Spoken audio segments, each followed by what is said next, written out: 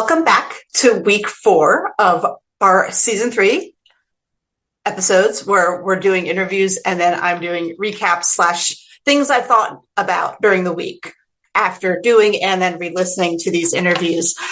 Because as we're talking to people, I've noticed just how much we all do learn from each other. And I feel in some ways this is a wonderful time to be living in because there's so many different ways we can now interact.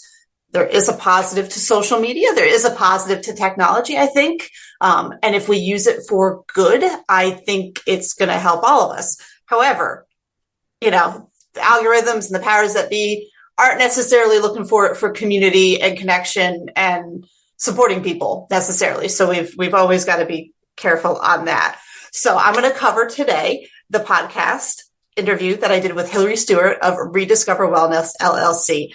And every time I talk to Hilary, I love talking to Hilary. It's just so enjoyable. She's such a positive, light-filled person who just is so fun to interact with. And I just love what we come up with every single time. Now, I did mention as I finished out her interview episode that we got into stuff after the conversation because isn't that how it always is?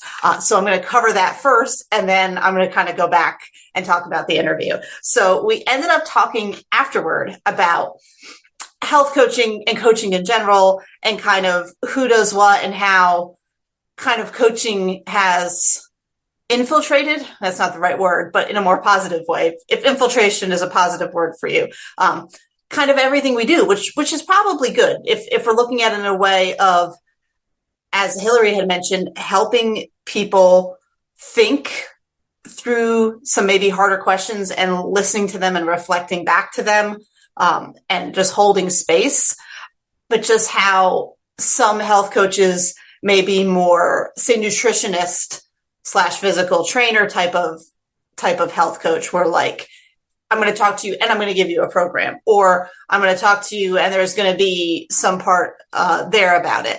And what I love about Hilary is she's very driven by whatever the client needs. Like wherever you're going to go, she's going to come along with you and she's going to figure out what your health needs are and what that means to you. If it means nutrition, if it means disease prevention, if it means, she had mentioned getting older in a healthful way, in a way that, you want to be able to be doing things and maybe not have medications and such. So I just love that. We really talked a lot about that afterward. And we talk constantly about the quote unquote coaching industry and just how positive it is, but also as she said, she sees herself as a guide. This is how I'm going to segue into her interview. She sees herself as a guide as opposed to a coach. And I'm noticing the people I'm talking to, seem to be gravitating toward that word. I feel if there's any word I would say to describe myself, I guess guide would be it. But I also just feel like I'm just throwing some stuff out there and seeing what sticks for you, what sticks for me, and we'll see what happens. But she saw more about a guide, where she says she's like halfway between directing and facilitating. So facilitating, we talked about this a lot in that episode, and I thought about it a lot of like, she just holds the space for people. And it is so hard to get that space for ourselves, to have that time, to just reflect and even be asked these questions, questions that maybe we don't want to answer, questions that we know we have to answer, but we're putting off till a time where we can do it. And Hilary gives that space to do it in that health and wellness realm. And again, wellness is such a huge word, which is why I love when she was like, yeah, if we're going here, we're going to go here. If, at the same time, acknowledging what she is trained to cover and what she's not trained to cover, referring to therapists, referring to doctors, referring to whatever is needed, but also not shutting it down and understanding that that is also part of health and wellness. Hopefully does not, I grew up in the 80s and 90s. It is not like health and wellness is in this category and, church is in this category, or spirituality, or whatever you want to call it. And, career and learning is in another category. And there's ways that we think about it. And, when we do our questions, we have to think about it that way. But she is very aware and very understanding that all of it affects health and wellness, just like health and wellness affects every other category. I love that she was talking about her training. It spoke to me. And I think I felt this in every conversation I've ever had with people. It's just so exciting. And she was looking into getting into health coaching, and it wasn't something that even, it wasn't a long held dream. It was something she found she enjoyed helping people while she was working in a dentist's office, doing that sort of thing. And she didn't even realize you could do this. And then when she realized you could do it, she was like, oh my gosh, there's so many programs. How could she decide? I mean, that's a good question for a lot of us on any given day. How do we decide? How do we figure out which one is the right one? And she said, as she was looking through it, she just happened to find this site, for Dr. Sears. And she resonated with what was on the site. She resonated with the fact that someone personally had called her and talked her through. And she was like, I could be her one day. Like she followed her still small voice, because I really think that's the case in what was the right one for her. And as she was talking about her training with the Dr. Sears Institute, she really focused on, which I really loved, about coaching and teaching families. And as I mentioned previously, preventing disease, slowing aging in adults and seniors, so we can age well, age gracefully, age healthfully, whatever that means for each individual person. And she mentioned the coaching and teaching families, and she mentioned it does take a village. It takes a village for change. It takes a village for change for one person. And I know I forget that from time to time.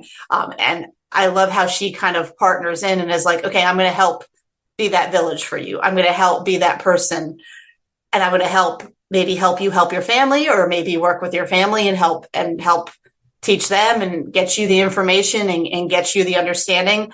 Her eyes lit up. It was so exciting to see, as she was talking about the coaching, teaching families, and that working with seniors and older adults, to age well, to age healthfully.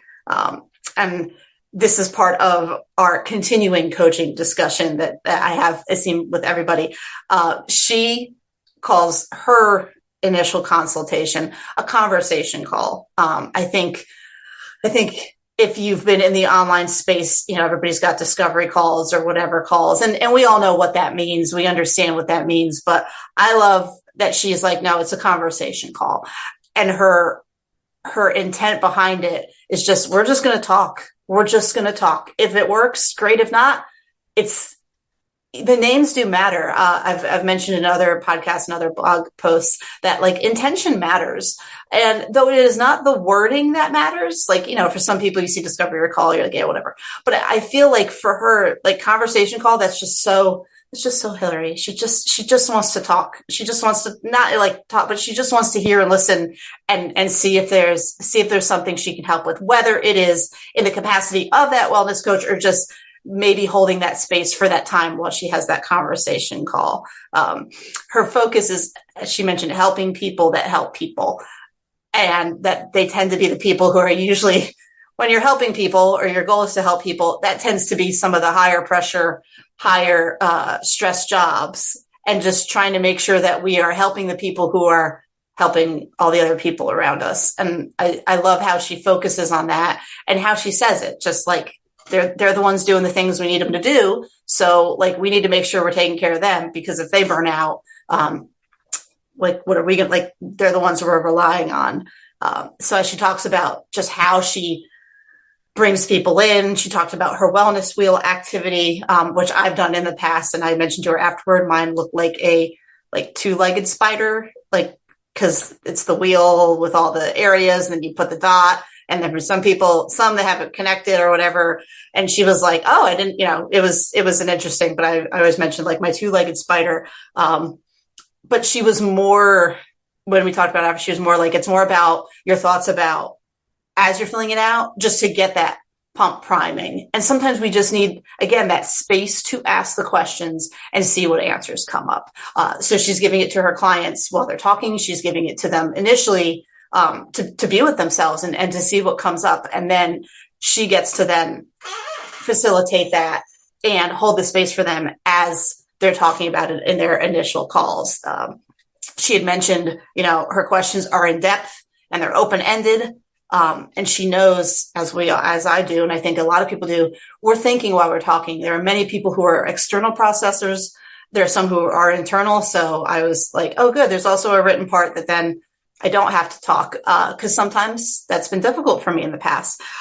But she made a good point. She's like, it's one thing to hear somebody say back to you what you've said, but it's another thing to hear yourself say it as you're figuring it out. That it has more of an impact on you, and not even just an impact, like you're acknowledging the importance of it. You're acknowledging what you're thinking and why you're thinking all those things that you're thinking.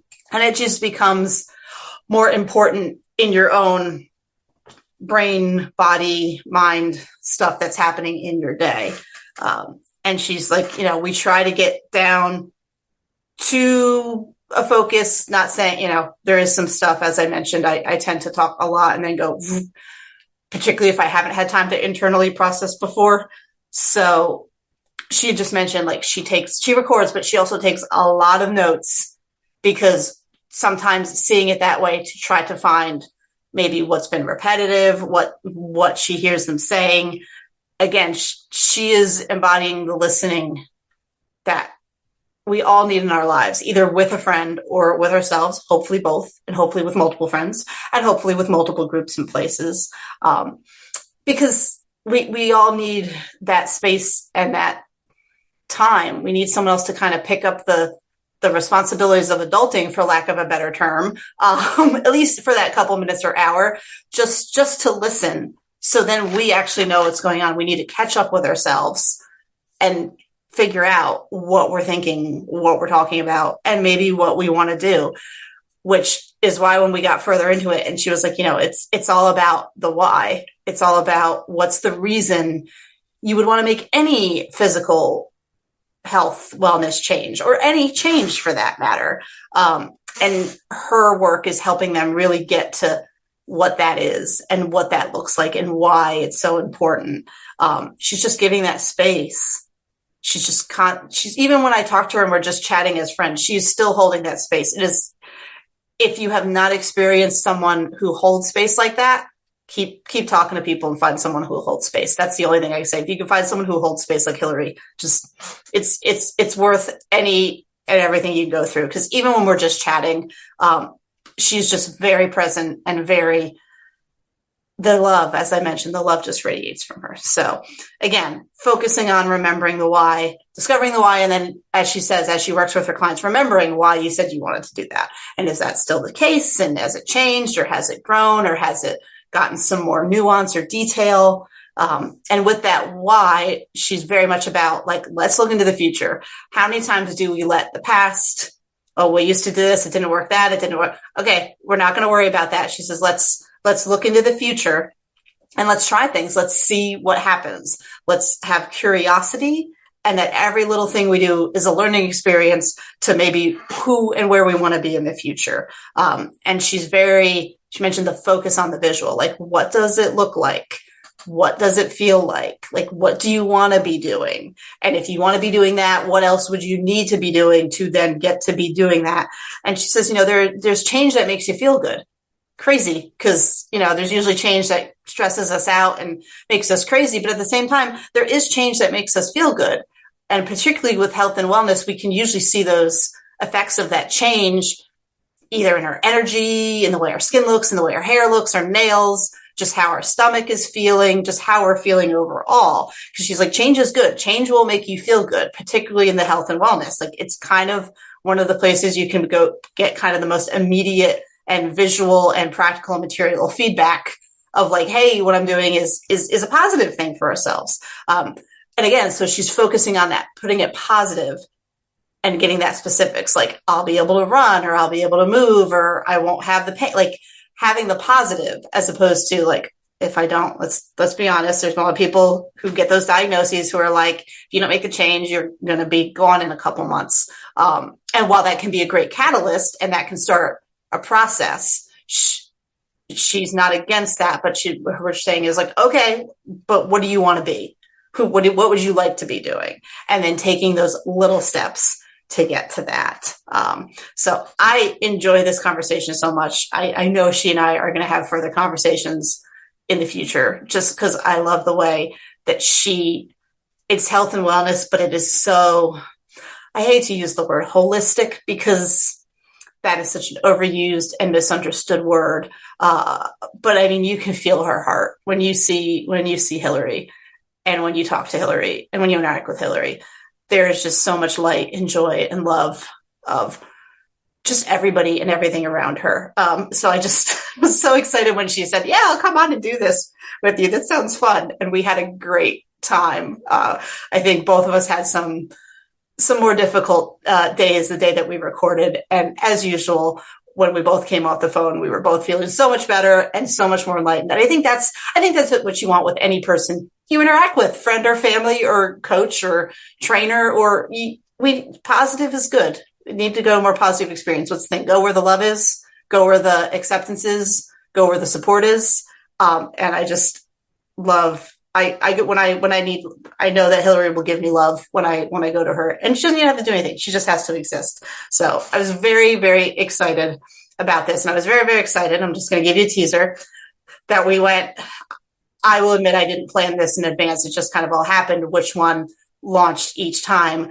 But it's really interesting that we're going from Hilary. And then next week, we're going to talk with one of my friends as well, Janice, and just how space holding and listening, and we're just recycling through, and I'm just very excited. So next week, we're going to listen to a conversation I had with one of my friends, Janice. We are actually listening partners, so we're going to get into that. We're going to kind of get meta on what we do and why, and totally not from a professional or any realm, just other ways of listening. So I love that we featured like kind of a way of life path, of numerology, of like, it's already there, it's already settled. And then we have Hilary with the health and wellness, which is the true manifestation of it in your life, with your body, with how you're taking care of yourself, with how you want to be in the world, and how that health and wellness helps you show up to be that way.